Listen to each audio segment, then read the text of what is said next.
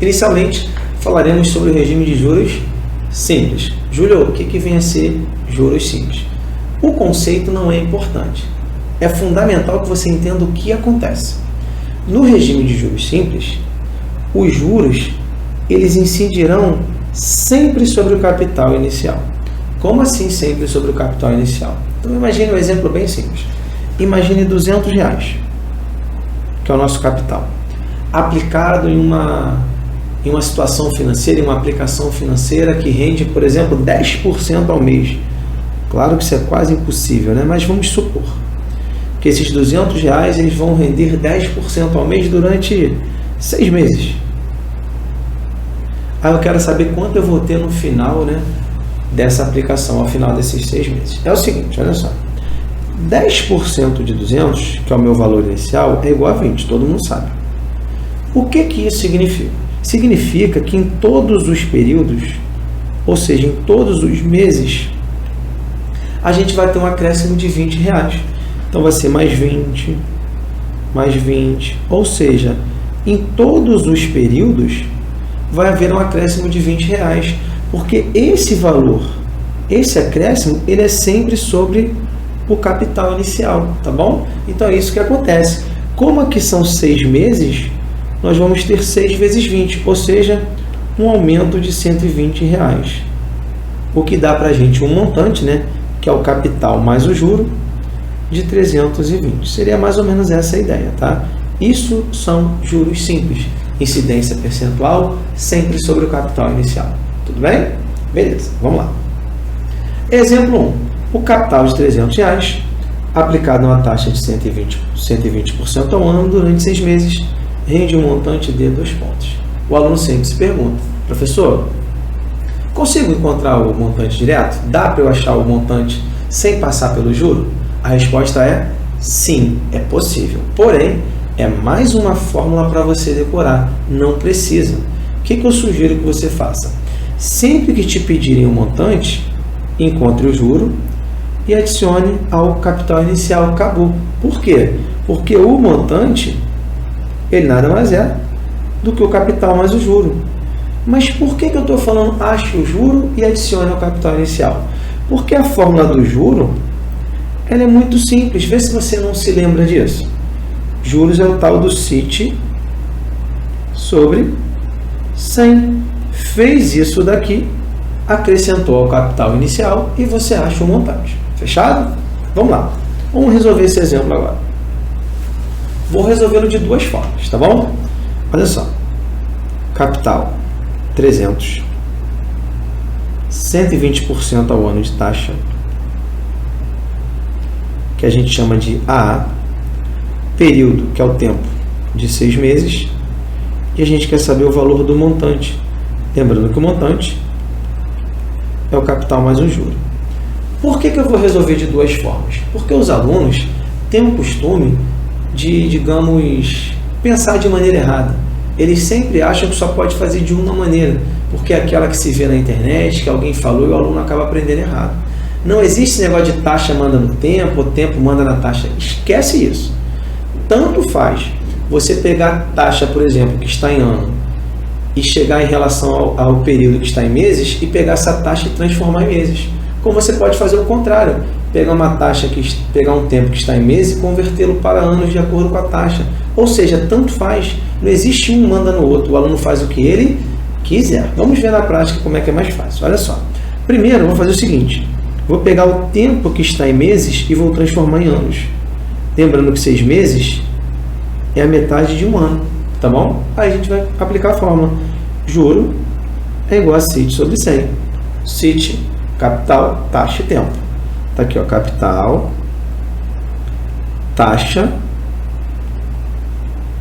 e tempo. Só resolver essa continha bem básica. Olha só. Corta esses 2 zeros com esses 2. Nós temos 3 vezes 120, 360. 360 vezes 1, 360, que dividido por 2 dá 180. Esse é o valor do juro. Claro que o montante vai ser o capital mais o juro, ou seja, 300 mais 180, que dá 480. Tranquilo? Beleza. Pausa que eu vou apagar só um pedacinho aqui da resolução, que é para a gente poder fazer de uma outra forma, tá bom? Pausou, eu vou apagar e você vai continuar aí após a sua anotação. Vamos lá. Agora, vou fazer o seguinte. Vou pegar essa taxa que está em anos e vou trazê-la para meses. Se o ano tem 12 meses, é só dividir esse cara por 12. E 120 dividido por 12 dá 10. 10% ao mês. Beleza? Aí vamos nós. Juros é CIT sobre 100. Capital, que multiplica a taxa, que multiplica o tempo. Tudo bem? Corte esses dois zeros com esses dois. 3 vezes 10, 30. 30 vezes 6. É a nossa resposta. 180 é o juro. Lembrando que o montante também vai ser 480. Então, repare que tanto faz eu modificar a taxa ou o tempo, o resultado é sempre o mesmo. Beleza? Tranquilo? Vamos fazer mais um exemplo para consolidar esse entendimento. Exemplo 2. Determine o capital. Espera aí, capital. Vou chamar de C, poderia chamar de X, então faz. Taxa de 4% ao mês. Taxa 4% ao mês durante 5 meses. A questão está falando que ele rende R$100 de juro. É só determinar quem? O capital. Repare que agora foi dado o juro e eu preciso encontrar o capital. Não muda nada. Juro continua sendo CIT sobre 100. Então vamos lá. Se juro é CIT sobre 100, a gente tem a seguinte situação. O J é 100. O capital é C. A taxa é de 4%. E o tempo são 5 meses. Reparem que a taxa e o tempo estão iguais. Ambas em meses. Por isso que a gente fez direto. Não precisou converter, tá bom? 4 vezes 5 dá 20. Então a gente tem isso aqui, ó. 20C sobre 100. Dividindo 20 e o 100 ambos por 20. Aqui dá 1 e aqui dá 5. Então a gente tem isso aqui, ó. 100 é igual a C sobre 5. 1 vezes C dá C, tá bom? Só pegar esse 5 e multiplicar aqui é o valor de C. Qual é o valor do capital? 500. Beleza? Tranquilo, suave, nada demais, né? Então, só para a gente fechar aqui os nossos exemplos, deixar bem claro o seguinte: juros simples, incidência percentual, sempre sobre o capital inicial. Tanto no regime de juros simples, quanto no regime de juros compostos, que já já a gente vai estudar, a taxa e o tempo devem estar na mesma unidade. E não faz diferença modificar a taxa ou o tempo, porque o resultado vai ser sempre o mesmo. E por fim, no regime de juros simples, embora exista uma fórmula para você calcular o montante, é mais fácil sempre você calcular o juro, já que a fórmula é muito tranquila, CIT sobre 100, e depois acrescentar ao capital inicial. Beleza? Show de bola! É isso aí. Agora a gente vai resolver algumas questões já cobradas em concursos públicos que versam sobre juros simples. Vamos lá, gente. Vamos praticar um pouquinho de juros simples. Vamos resolver questões, né, já cobradas em concursos públicos. Tá aí a nossa primeira questão da banca PR4. Bastante atenção para não errar.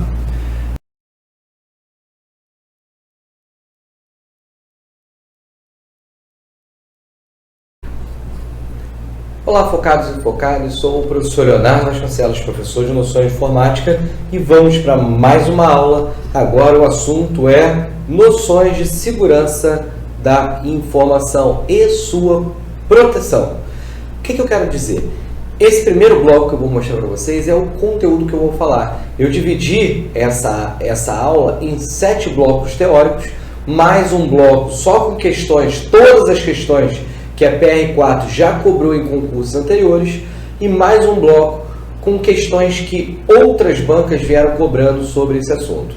Então, espero que vocês estejam junto com a gente, lembrando que quando a gente fala de noções de segurança da informação, a gente tem que falar dos seus princípios, o que é a segurança da informação, quais são os programas que me protegem, quais são os programas que atacam e quem faz esse tipo de ataque. Então, bora para o estudo. Seguimos para o Próximo bloco, o bloco que a gente começa. Então, olha só, de novo, versão e número de série. Beleza, é um documento, todo documento tem uma versão e o seu número de série. É o número de registro dele. Dados que vão identificar quem emitiu, a autoridade certificadora que foi emitida. Dados que identificam o dono do certificado, para quem foi emitido. A chave pública do certificado. Então, é uma chave pública que é compartilhada. Pública para todo mundo saber de quem é aquele certificado. A validade, quando ele foi emitido, até quando ele foi válido. Até quando ele é válido.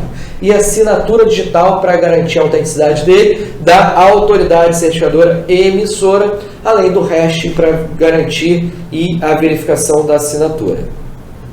Olha nessa imagem aí, a gente pode ver um exemplo de certificado digital. Questão da PR4 da UFRJ. Todas essas aqui são da PR4 UFRJ.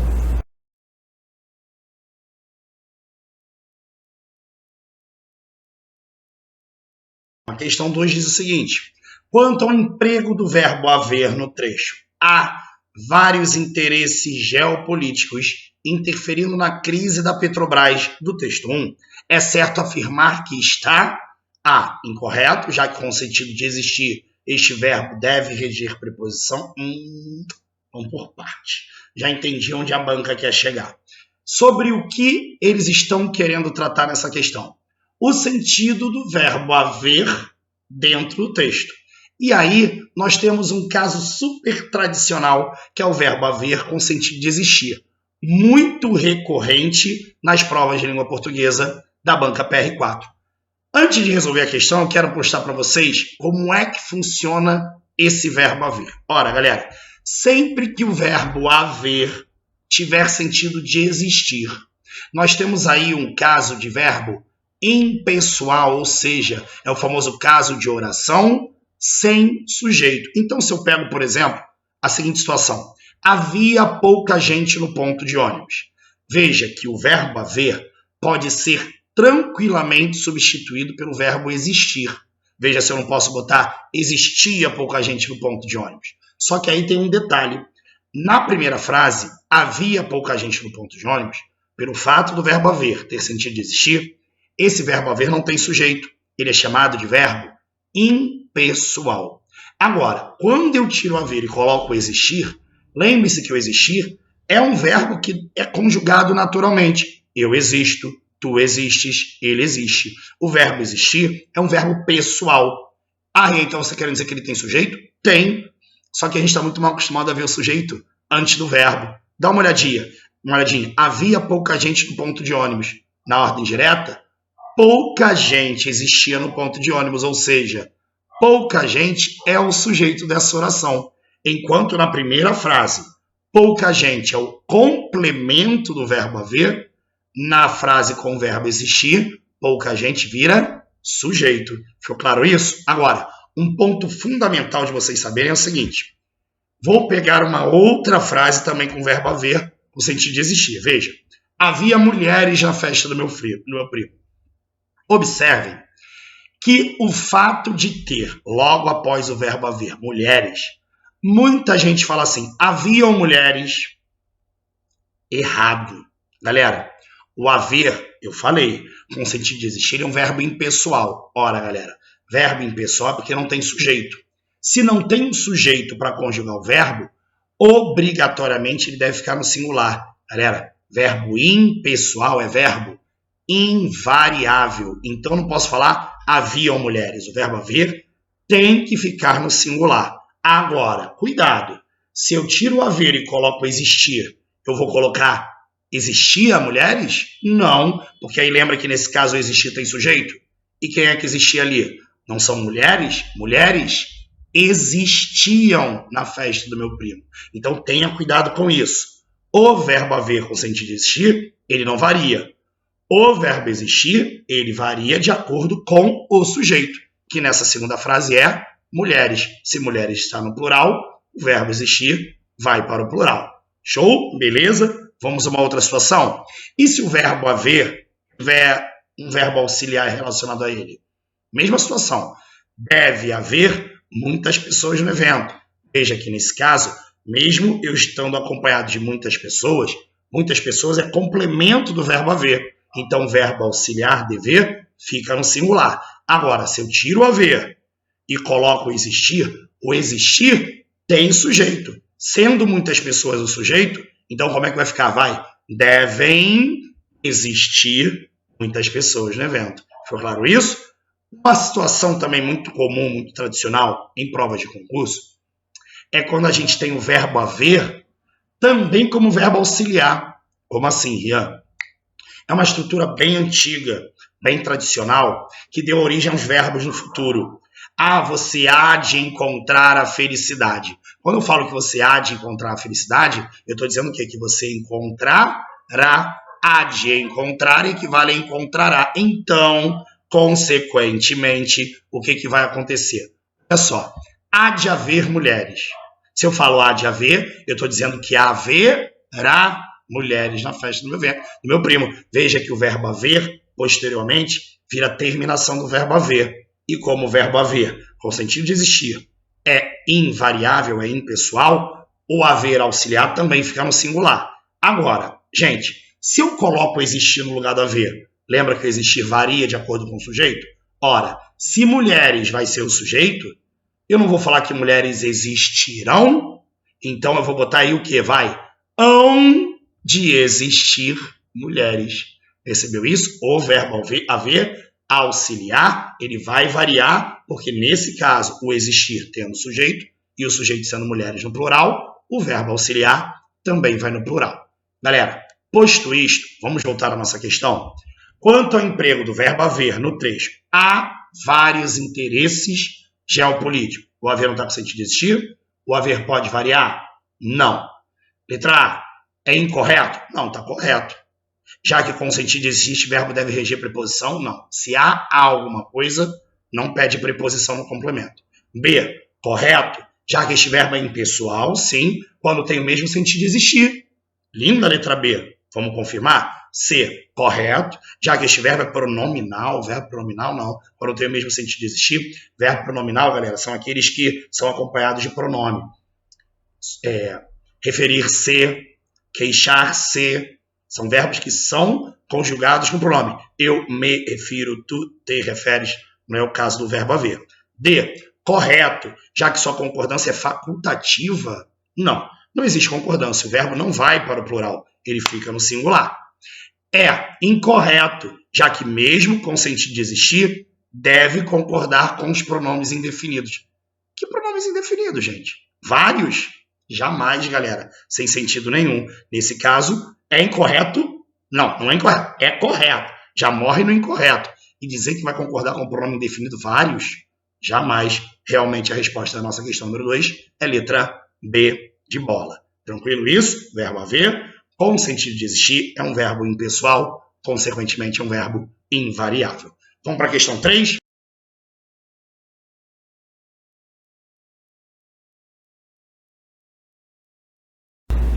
Olá, meus amigos, olá, minhas amigas, professor Igor Daltro com vocês, Direito Administrativo na área.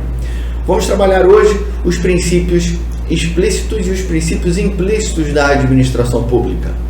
Esse é um tema que é não tão previsto em lei, tem muita doutrina, então a gente escapa um pouquinho daquela coisa da literalidade da lei, tipo da 8666/93 ou da lei 81.112/93/90, que é o Estatuto dos Servidores Federais.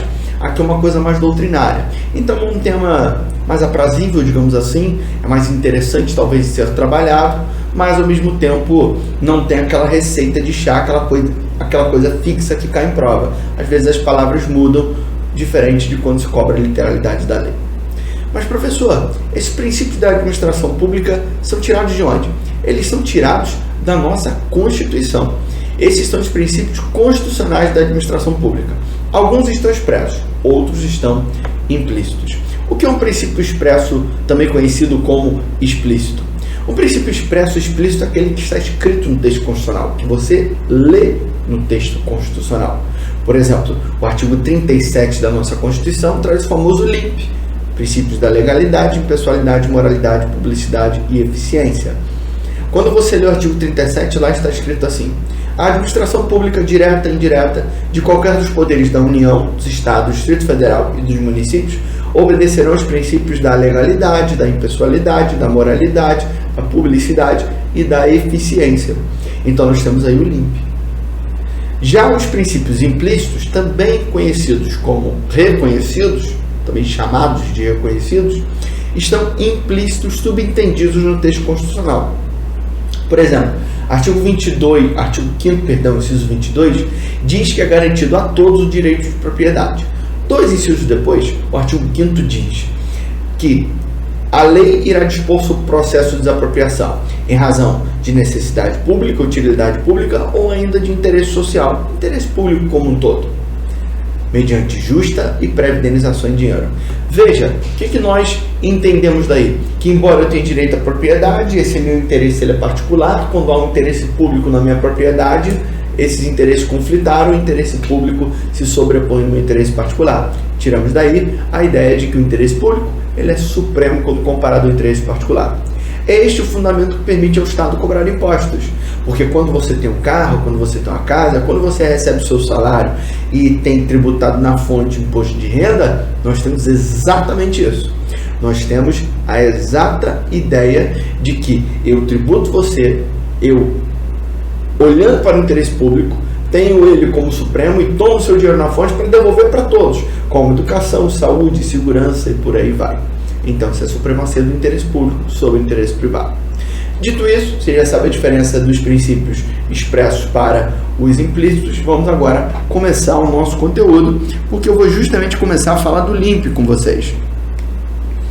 Esse tema aqui, como eu disse, foge um pouquinho daquela coisa da literalidade de lei. Então, nós temos aqui no artigo 37 da Constituição o famoso LIMP. Lembrando que isso está no artigo 37 da nossa Constituição. Fala galera, tudo bem? Voltei aqui para a gente dar continuidade às nossas questões sobre princípios da administração pública, voltado para o teu concurso da FRJ, aqui no Focado no Edital. A gente vai fazer agora aqui a nossa questão de número 5, que diz o seguinte, vamos lá, vamos à questão.